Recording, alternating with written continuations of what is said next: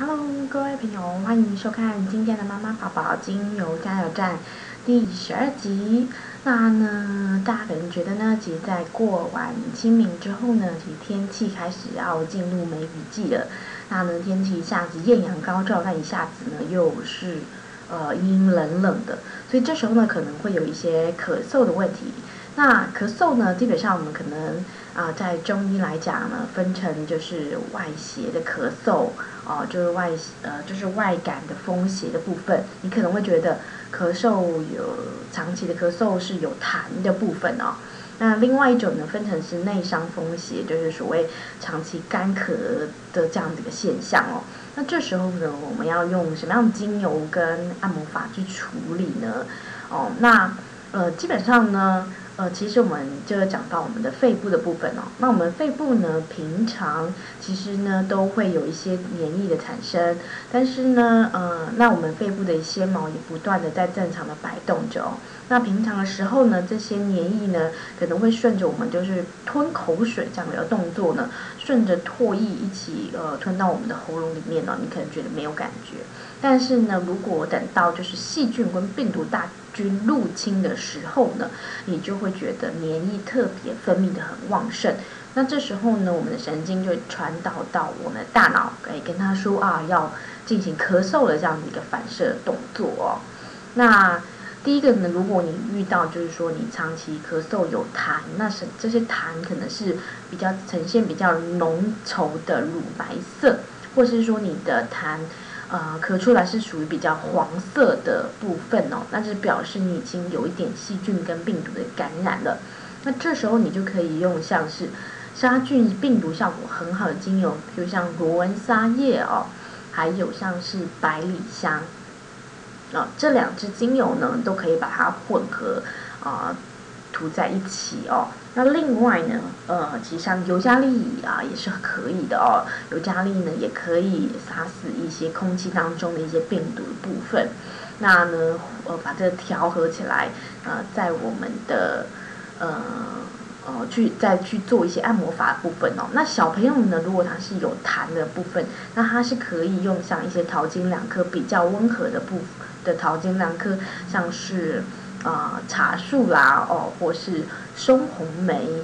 以及那个像是香桃木松红梅的效果，之前在前一集有讲过了哦。那香桃木的味道呢，也是其实是蛮清新然后又还蛮香的啊。那这几支精油都对小朋友的气管支气管的照顾其实很温和的。那可以呢，把这些精油呢混合之后呢，那在哪里去做按摩呢？第一个你可以找到小朋友就是胸椎的位置哦，那可以找到它是胸椎 C1 到 C3 的位置。那因为我们胸椎呢，其实分成12节，就是从大椎一直到我们的尾椎的腰椎的部分分成12节。那呢，你可以在C1跟C3这样的一个交界处的地方呢，帮他去做旋转的就是在脊柱两侧呢做旋转的，就是按摩。那按摩完之后，你也可以用掌根，用这个豆状骨的这个地方，然后呢，在它的前胸的部分就是它支气管的地方涂抹精油之后，我们可以用掌根快速的把它搓揉就是这个样子，这个地方。妈妈做的其实也是很省力在这个地方去做搓揉。那有时候呢，其实这样在我们的看是锁骨下面呢，其实下面3指有我们的云门中府穴。那这个穴位呢，也是肺经经过的地方，所以这个地方呢，也可以就是用我们的大拇指的部分那我们大拇指的部分呢，在这个穴位呢去做按压。其实呢，效果都非常好如果你能够用精油再搭配很好的按摩的手法的话，我相信这样子的一个问题可以马上的迎刃而解哦。那刚刚有讲呢，除了就是久咳有痰之外呢，另外一个比较困扰的，我相信就是干咳的问题。因为干咳会让我们的就是气管部分的肌肉有造成一些痉挛的部分，或者说就是很不舒服那这时候呢，我们可以用热蒸汽疗法。就好像我们的中药的针药法一样哦。你可以拿那个一个马克杯，那里面放比较热的热水，那里面呢，请你可以滴佛手柑 ，OK，还有像是丝柏。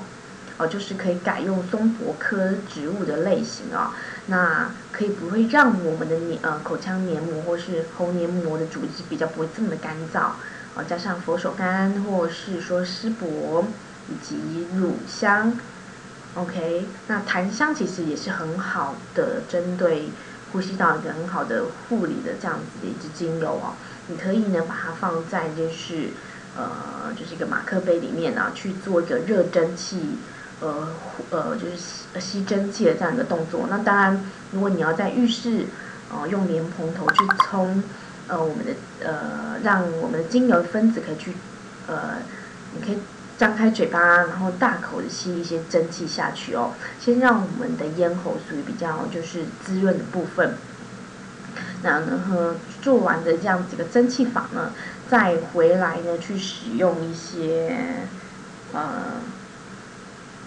像是茶树啦，还有尤加利之类的精油哦，那其实这样子的效果呢，其实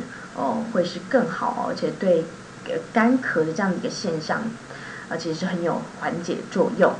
那我们今天的精油小教室呢到这里喽。那如果你喜欢我的内容呢，欢迎订阅我的频道。那我们下次再见喽，拜拜。